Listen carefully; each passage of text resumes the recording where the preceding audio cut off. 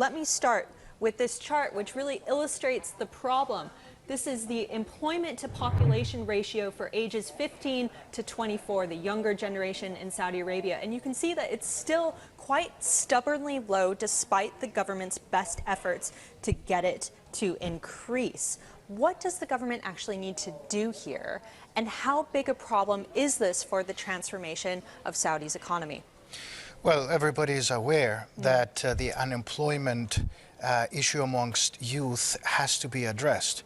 However, the unemployment or labor challenge has to be addressed within the wider context of the economy. The economy needs to keep on growing at 3, 4, 5% every year in order to create the jobs. In 2015, 173,000 jobs have been created.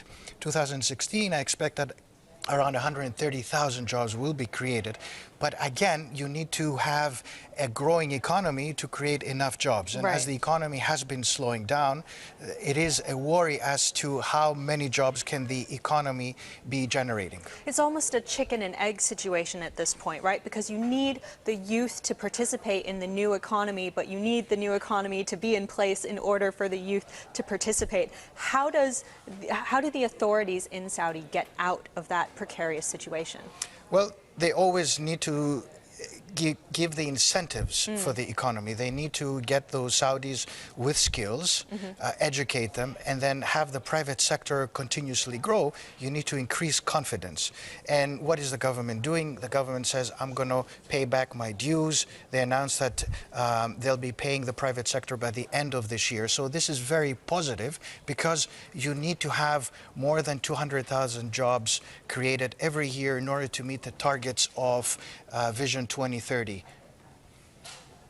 You know, some of the efforts that have been made to fix this problem, nationalising entire sectors in retail, trying to replace the foreign worker component, does it all go back to, though, what kind of graduates, what kind of job candidates are being churned out of schools? Is that the core of the problem if you want to take a step back? Well, absolutely. And towards that, the government over the last 4 to 5 years has been educating through the scholarship program a lot of Saudis. More than 300,000 Saudis have been going around the world. But at the same time, you need to have the private sector engaged. But let me give you a fact. Since 2011, more than 1.3 million jobs have been created in Saudi Arabia. And you need to look at it overall in terms of what the economy has been generating for the Saudis. So there are more Saudis being engaged, and on top of it, over the last 3 years, amazingly, 50% of those jobs have gone to female Saudis, because the issue here is how many females get employed.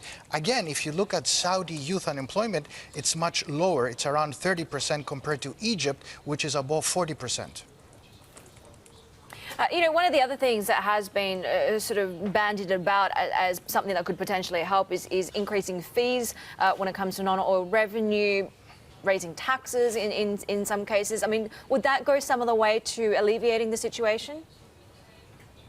Well, absolutely. You need to be able to transform the economy from this dependency on oil revenues to something else. And for that, you need to have a growing economy. For instance, the government has been very conscious of the concern that the private sector has expressed, for instance, with municipality fees and taxes. And as a result, recently, they revised those municipality fees down by 99%.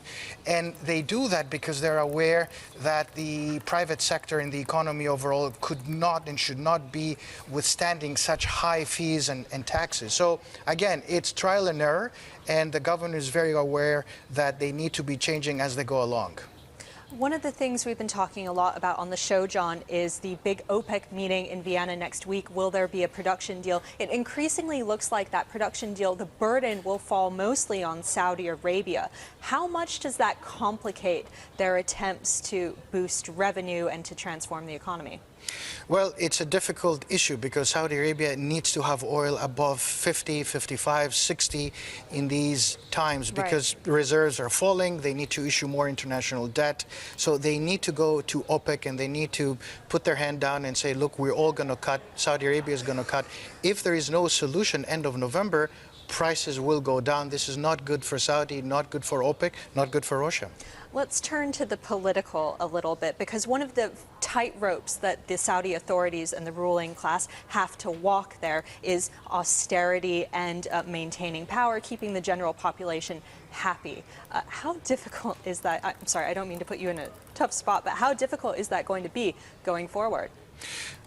I see Saudi Arabia transforming itself, and society understands that in order to move to the next post-oil era, certain pain has to be administered. It is not easy. People have consciousness and they need to understand, and I do believe that towards that Mohammed bin Salman is achieving the goal of forming a unified society and opinion towards transforming the country.